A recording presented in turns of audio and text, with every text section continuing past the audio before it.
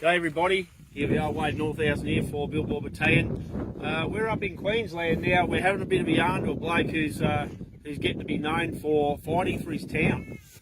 We're here with Michael and Toobeah. We're just behind the Toobeah pub here. Plenty of people have seen and heard about it, but anyway, so we're actually on site now. We've come out to catch up with Michael. It's been pretty lucky that we've got the timing right. So we're standing right here at the fence line of an area that used to be part of the township of Toobeah. However, we've seen some dirty, filthy deals done with some of the local government, state government, and so I might throw it over to you, Michael, just to explain a little bit about what this is that we're standing behind here and what it used to be, and where it's going to from here, who's involved in it, and what they're about. Yeah, rightio. Well, basically this all stems from the treaty concept. So the treaty concept is heaps of things. Kevin Rudd's apology, land back, it was the voice to Parliament, etc. So all those processes there are part of a concept, which is to deliver treaty. So we're so far ahead of the game in treaty where we are in the Goondiwindi Regional Council area, we've already done it. So we did it in 2016.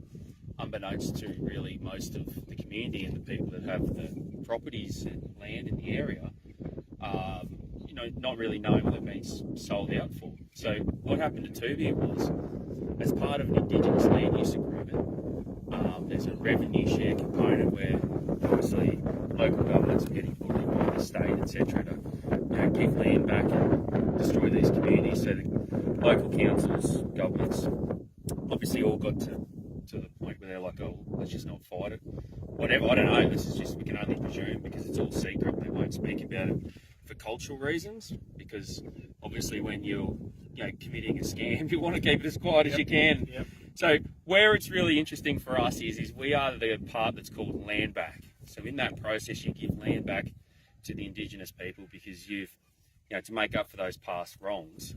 So it's the same process in Canada, New Zealand, even America. They use the same words. They don't even try and hide what they're doing. It obviously comes from United Nations declarations of the rights of Indigenous peoples, and then other policies through social, you have to have a social licence to operate like corporate business. So all of your renewable energy companies are withholding on native title, so to speak. So we know in Goondiwindi, for example, they did the Gunsin solar project. Yep. And we had a crew come out here and they were held up, I think it was about 4 weeks.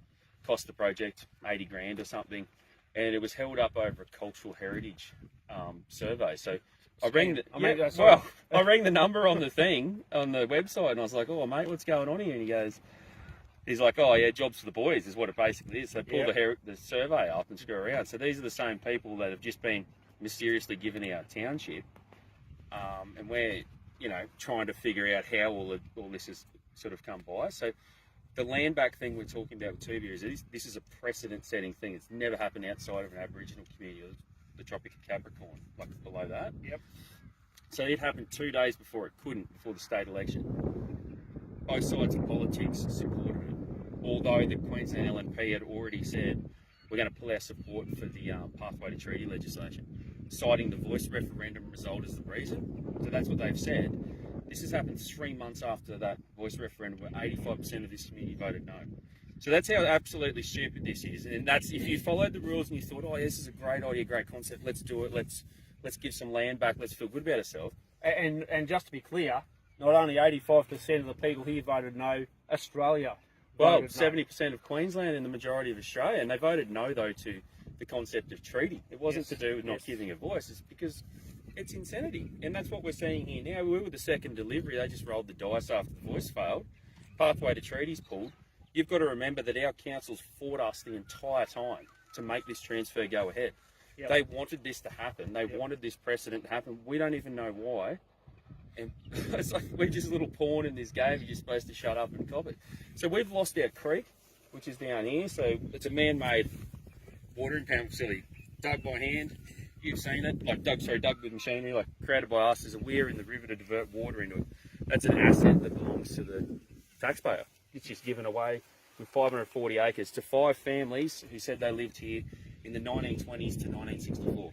So that's their connection to this area, and we've given 540 acres of Queensland. not because they've got any connection longer than us. So that hotel there, the railway over here, it was built 10, 20 years before the big corporations claim to the town. Yep. This is how outrageous it is. So Go figure. we don't have sewage, we don't have drinking water, we don't have a park, we don't have a swing.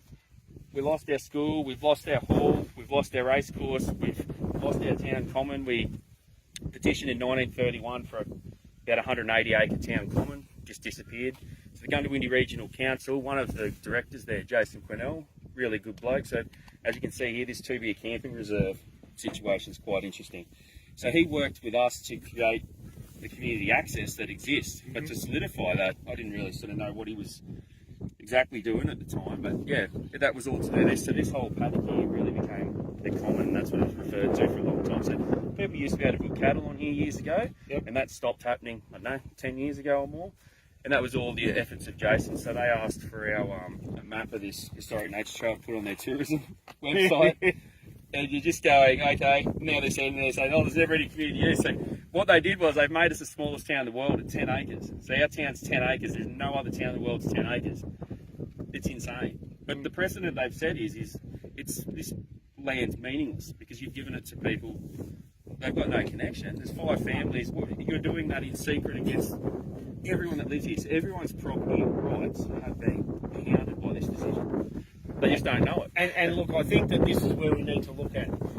You know, when you said it's insane, we talk to people all over Australia about what's happening with this kind of thing, and they go, it's stupid, it's dumb, it makes no sense, but it does, because as we were talking about earlier on, if this sets a precedent with Toobeah here, then they have a precedent to start rolling onto other towns, a bit bigger, other communities, other people's properties.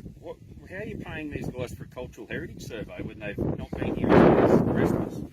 But they're coming from Brisbane, they say they're from Stradbroke Island. The whole story is absolute insanity. And it can all be unwound. It can be unwound in a way that's better for the whole country. There's mostly the people that are helping us are other Aboriginal people that are interested in the area, and they're the only ones that are actually allowed to speak. The legislation says that. So in a town like Toobeah, when 100% of the community on census isn't Aboriginal, we never had a say, never had a chance in this, other than our local government sticking up for us. Instead, they sold us out, and then they've spent over $200,000 trying to fight us to make this precedent happen. We don't even know why they're fighting us. They've passed, like, advice, every council in the state that would make this never happen again to another community. Yet they will not speak about our community. We never did anything to anyone. We just were getting by here living. We didn't get the bloody telephone until 2014. We didn't get internet till Elon Musk come across here a few years ago. They just leave us alone. So your this mob's claiming some sort of connection, you know, over 80 years or 60 years. They were here for a little patch. Yeah, how long's your family been here? Well, we've been here since '98, so we're getting towards 30, and the hotel's been here since 1911. So I'm the longest serving publican in the history of the pub. We've brought the post office and everything into the hotel and created something that's really cool. So like a lot of communities you might go to, like little towns and that, things seem to be dying and suffering. Toobeah is prospering. Like it's a great area and it's growing. And that's what we want to do is have a nice place to live. There's no reason our kids shouldn't be able to go and swim in the creek and go fishing, especially considering the fact we built it. Like it's got no historical significance to anyone other than the people that have paid the rates and lived here, and that's us. So like when they talk about old Turtle Creek or Bend or whatever it is, what they mean, not the Great Serpent, it was a cat dozer. Yeah, that's basically what it was. Yeah, they pushed up the dirt, and it's just a joke. And the fact that such a terrible story that's just complete nonsense has got so far is insane. So we know they got trounced in court yesterday, their Big and Bull 5 application, which starts about, 20 k's this way, 15 k's this way. So this land here and Welltown up the road's a couple of spots where they can show connection to country. We lived here, whatever, in the 20s, 30s, 40s, 50s, whenever it was. That's how stupid this is. It's absolutely ridiculous. The government, though, said, well, you don't live here, right there on the border, right? And this has happened forever. I don't know, it's all just got to stop. It's just division for no benefit or gain to anyone. It's wasting money.